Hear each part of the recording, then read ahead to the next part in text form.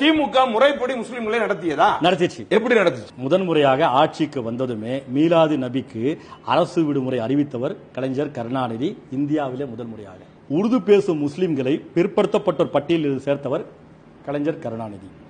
சிறுபான்மையினர் நல ஆணையத்தை தொடங்கியவரும் கலைஞர் கருணாநிதி.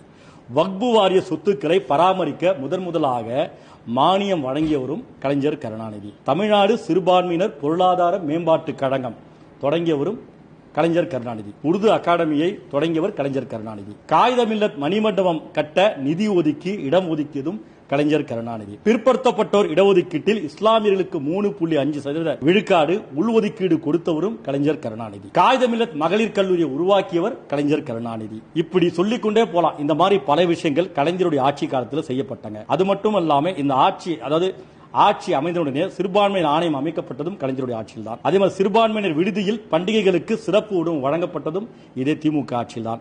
உலமாக்கல் மற்றும் பணியாளர்களுக்கு நலவாரியங்களை பதிவு செய்துள்ள உறுப்பினர்களுக்கு உதவித்தொகை வழங்கியதும் திமுக ஆட்சியில் தான். சிறுபான்மையினர் நல அலுவலகம் கட்டப்பட்டு நிதி ஒதுக்கீடு செய்யப்பட்டதும் இதே திமுக ஆட்சியில் தான். தேனி, கிருஷ்ணகிரி, விழுப்புரம் ஆகிய 3 மாவட்டங்களில் முஸ்லீம் உதவி சங்கம் துவங்க ஆணையிட்டுள்ளது திமுக ஆட்சியில் தான். உலமாக்கல் மற்றும் பணியாளர்கள் நலவாரியத்தில் பதிவு செய்யப்பட்டுள்ள உறுப்பினர்களுக்கு நலத்திட்ட உதவிகள் செயல்பட்டுள்ளது திமுக ஆட்சியில். உலமாக்கல் மற்றும் பணியாளர்கள் வாரிய உறுப்பினர்களுக்கு சைக்கிள் வழங்கப்பட்டதும் திமுக ஆட்சியில். தமிழ்நாடு வக்பு வாரியத்துக்கான நிர்வாக மானியம் கொடுக்கப்பட்டதும் அதிகரிக்கப்பட்டதும் திமுக ஆட்சியில். வக்பு சரக அலுவலகங்களுக்கு சொந்த கட்டடம் கட்ட அரசாணை பிறப்பிக்கப்பட்டுள்ளது திமுக ஆட்சியில். பள்ளிவாசல்கள், தர்காக்கள், வக்பு நிறுவனங்களுக்கு பழுது பார்ப்பதற்காக ஆண்டுதோறும் வழங்கப்படும் மானியம் அதிகரிக்கப்பட்டுள்ளதும் திமுக ஆட்சியில் தொடர்ந்து. அதே மாதிரி வக்பு சொத்துக்களை பாதுகாக்க நடவடிக்கை மேற்கொள்ளப்பட்டதும் திமுக ஆட்சியில். இது போன்ற பல விஷயங்கள் தொடர்ந்து சொல்லிக்கொண்டே நான் நீங்க அவங்க எதுவும் செய்யல அல்லது அவங்க எதுவுமே செய்யாம இருக்கிறாங்க அப்படின்னு நான் உங்கள்ட்ட சொல்லவே இல்லை. நீங்க இவ்வளவு எங்க திமுக தான் பாதுகாப்பீங்க. இஸ்லாமியருக்கு, கிறிஸ்துவர்களுக்கு, தலித் சமுதாய மக்களுக்கு, ஒட்டுமொத்த தமிழக மக்களுக்கு திமுக தான். இன்னைக்கு அவங்க தான் ஆட்சி அதிகாரத்தில் இருக்காங்க. நாளைக்கு ஒரு பிரச்சனை அவங்க தான் நிப்பாங்க.